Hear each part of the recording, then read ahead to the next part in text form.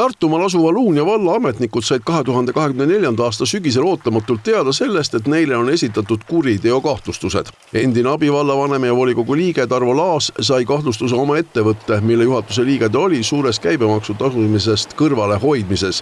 Teine episood aga puudutas endist volikogu esimeest ja tänases koosseisus volikogu liiget Kaire Vahejõed. Avalikkuse ette jõudis see teadmine 2025. aasta sügisel.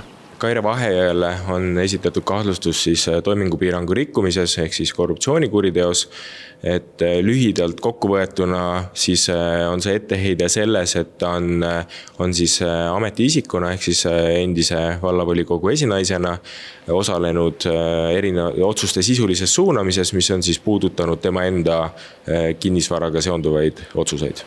Tänaseks on Vahejõe suhtes menetlus lõpetatud ja kahtlustus maha võetud. See on olnud pikk ja räsiv periood. Milline selle kahtlustuse alus on, pole talle tänaseni selge, hoolimata sellest, et erinevaid päringuid on tehtud.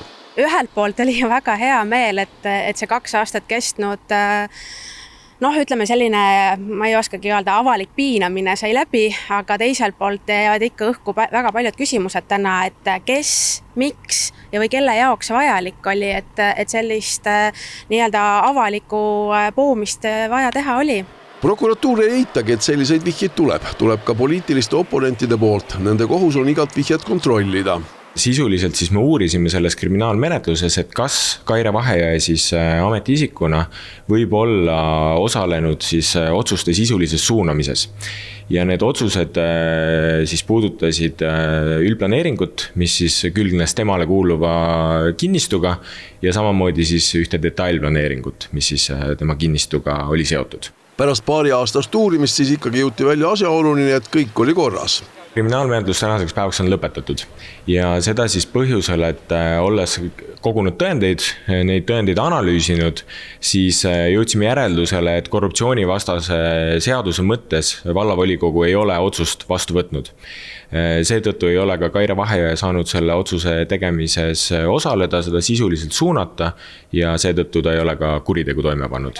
Inimese jaoks, kes on uurimise all, on see pikk periood ja vägagi rusuv nii isikule endale kui ka kogu perele. Kui selline avalikkuse ette tuuakse midagi, et milleski sind justkui kahtlustatakse ja seda sisu sulle ei avaldata, siis loomulikult see tekitab meeletut stressi, närvipinget ja mitte ainult minus, kui rääkimata nendest tohututelt magamata öödest, kui sa kogu aeg mõtled sellele, et kas oli midagi või ei olnud midagi või ikka jääb selline endale ka kahtlususs sisse, et kui sa ei tea täpselt, et milles see võimalik välja mõeldud rikkumine oli või ei olnud.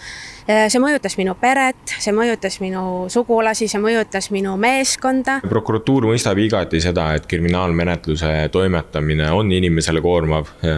See nõuab inimeselt teatud ressurssi ja eluliselt on see igati arusaadav.